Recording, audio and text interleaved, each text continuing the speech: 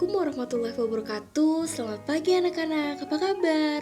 Semoga anak-anak semua selalu dalam keadaan yang sehat dan baik-baik saja ya.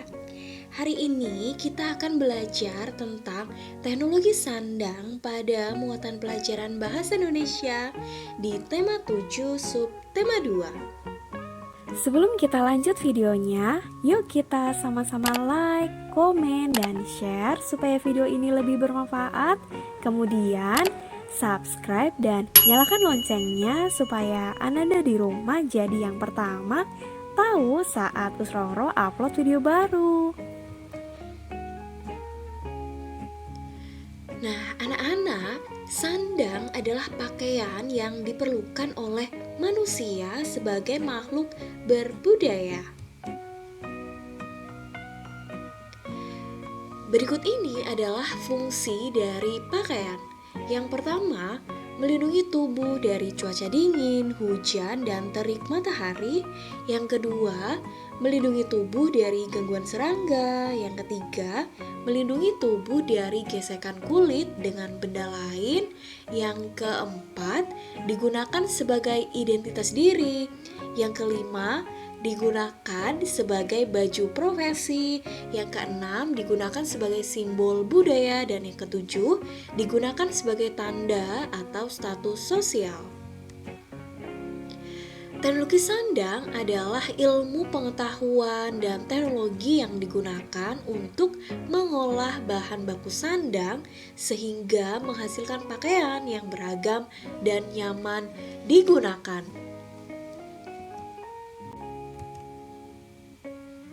Berikut ini adalah berbagai macam bahan dasar pakaian. Yang pertama ada terbuat dari kapas. Bahan ini digunakan untuk pakaian sehari-hari karena nyaman dipakai siang hari dan menyerap keringat. Lalu ada bulu domba, itu digunakan saat cuaca dingin. Yang ketiga, serat sutra itu adalah bahan yang digunakan untuk pembuatan baju pada acara khusus, termasuk di dalamnya pakaian istimewa.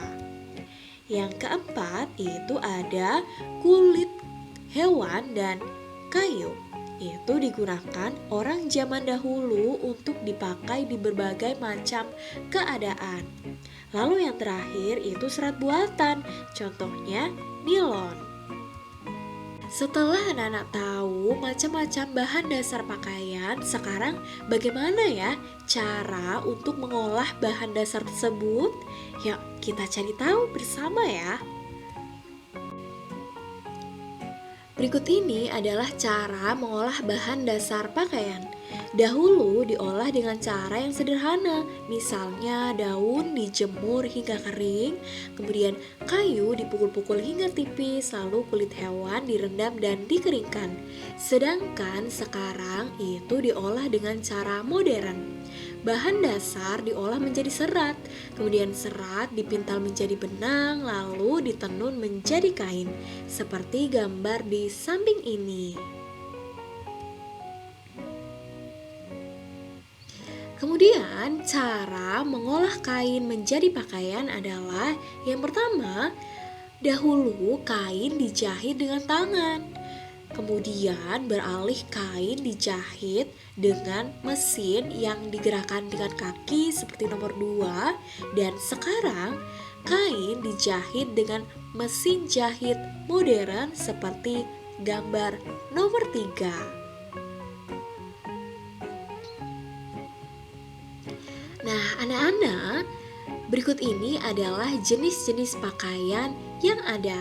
Yang pertama, ada pakaian seragam untuk anak sekolah, ada pakaian bermain seperti kaos, celana pendek, dan lain sebagainya, ada pakaian tidur, ada pakaian pesta, ada juga pakaian olahraga, kemudian pakaian hangat, pakaian adat, dan pakaian profesi. Anak-anak, salah satunya di sini adalah kain adat. Kain adat umumnya dibuat dengan cara ditenun dengan tangan. Biasanya digunakan saat upacara adat, pernikahan, baju, tarian daerah, dan upacara keagamaan. Kemudian ada juga pakaian profesi.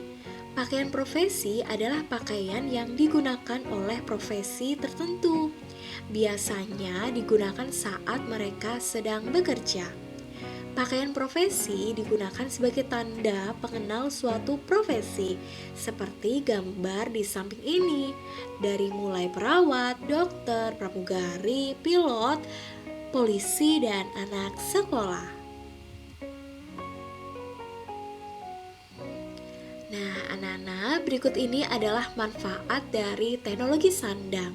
Yang pertama, memudahkan orang untuk memilih pakaian dengan corak yang disukai.